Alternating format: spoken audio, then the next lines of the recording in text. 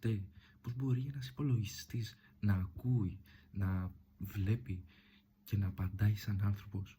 Η τεχνητή νοημοσύνη δεν είναι πια ένα παραμύθι, μια επιστημονική φαντασία σε ταινίες και τέτοια.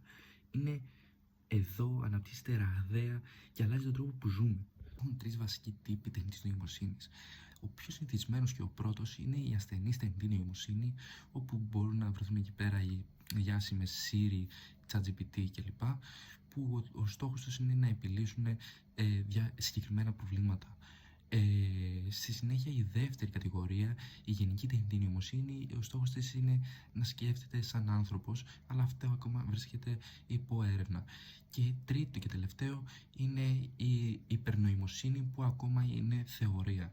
Στην σημερινή εποχή εντυπωσιάζουν τα μεγάλα μοντέλα όπως το ChatGPT και το Gemini, που μπορούν να παράξουν πολύ μεγάλα κείμενα και να επιλύσουν διάφορα προβλήματα, αλλά ακόμα δεν μπορούν να αντικαταστήσουν την ανθρώπινη σκέψη.